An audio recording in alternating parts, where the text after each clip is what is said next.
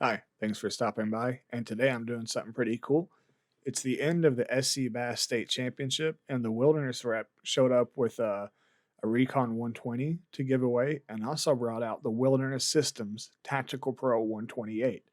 This thing is amazing. It recently won Best of ICAST 2024, and while I had to do it on the cell phone so it might jump around a little bit, I feel very honored to get to show this to you guys early. There's not a lot of content on this, so let's talk what I know about it. Something really cool and well thought out is the design for the XI3. It comes with a quick release mount already attached, and it comes pre-rigged already with 8 gauge wire and on these replaceable faceplates.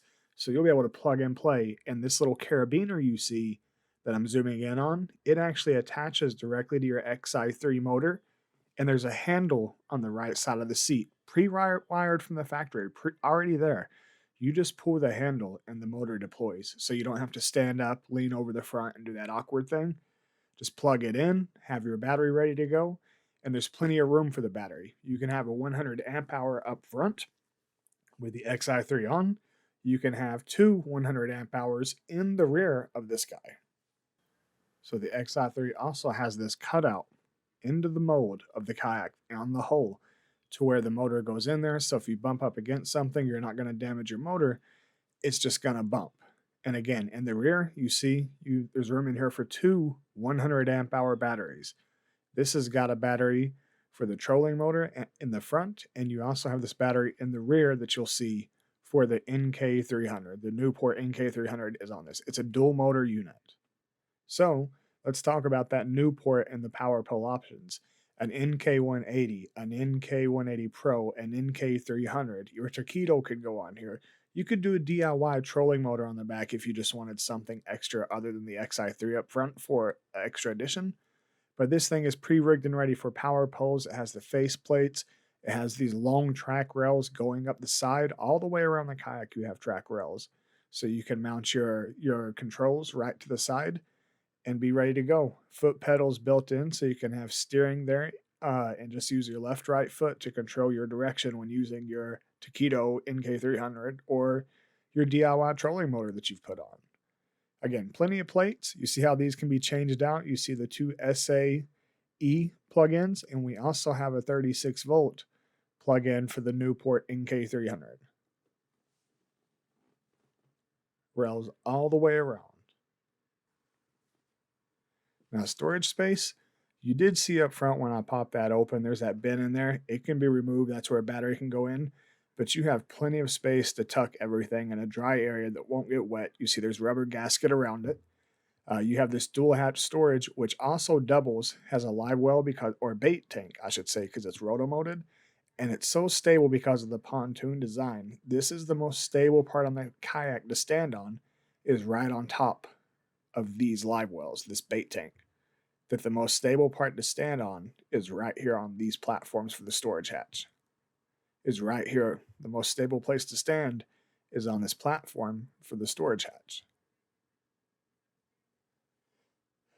You also have storage in the rear where you saw the batteries.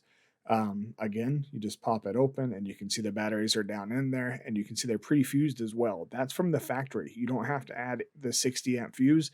This kayak's already wired and ready for that. And you also have a small circle hatch in the back, just a standard one you unscrew, throw your gear in. Something small. I'm probably going to put some small repair tools, rarely used stuff back there. A lot of storage space though, a lot of options. You can add accessories all around, whether it's a yak attack crate or you take a dry box and run your own T-bolts on. Plenty of room for it. You see the rear hatch, it is small, but it's there. You can quickly access all the wiring, or you can use that with like a dry bag and move it in and out as you need. Plenty of access. You can get to all the wiring easily. Whether it's in the front, the back, there's plenty of room to reach your arm in there and work if you ever do have to replace something. Very convenient. And this part is actually really, really cool for me. The 360 swivel seat they have a special name for it. I just need to look it up, but I'm not right now. But me as an influencer, I guess I'll call, as much as I hate that, somebody that fishes on YouTube, I love to be able to swivel around, look at the rear camera, and talk to it that way, as opposed to lean or have a second camera. Landing a fish, turning to the side, just trying to get in a position, maybe lining up with your line when you're getting pushed a little if you're not using spot lock.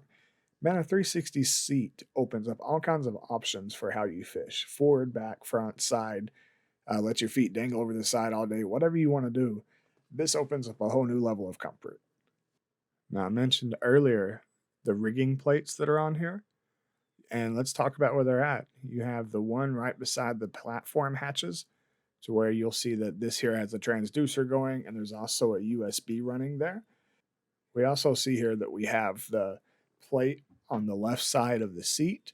If you're sitting in the seat, it's on our right side now, but that's interchangeable. You can put whatever you want there. It doesn't have to be this yak power. We have the trolling motor plugins up front and the sonar going into the plate there. Every one of these plates you see, the one here, the one by the storage, the ones by the seat, the ones in the back we're about to look at, they can all be changed out to either be blank or whatever you need to run there. So that's fantastic. You have 1, 2, 3, 4, 5 plates that can be changed out and customized to whatever you want them to be. Instead of putting holes in your kayak, you get additional plates and you change those. Contour in it for drainage.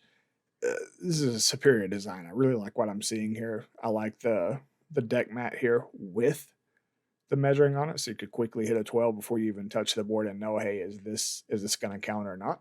If not, throw it back if it's not scoreable. But great design. Like I said, the track going all the way around is nice. You can put what you want where you want. It's fantastic. And what's great about this is I think it's coming in about 2,500 by the time everything's said and done. So as far as the build and design, this is a really big kayak. The bottom of it has pontoon style build. If you've ever seen the bottom of an O-Town, you know how it curves in and almost makes like an M indentation. This does something similar in that it has that pontoon style, but it's way bigger. It's way more expanded, so it's way more stable. This kayak is designed for comfort. It's designed to be out there all day. It's designed to have dual motors. It's designed to be rigged up the way you want it and interchanged on the drop of a hat. Like, it doesn't take a lot of effort. You can get this kayak for about 2,500 when it comes out, base without everything on. I know iCast was around that 21, 2,200 mark, but I really think with inflation, and that doesn't count taxes, we're probably going to see this around the 2,500 mark, just under. But that's a fantastic price for something that comes pre-rigged, ready to go, plug and play, get out there and have fun. So yeah, I want this kayak. I like it. Uh, Let me know what you guys think about it. I think it's nice. I don't care about the size of it. I don't care about people thinking it's a boat. I care about comfort, convenience, and being on the water longer and fishing while having more fun. And I think this will do it.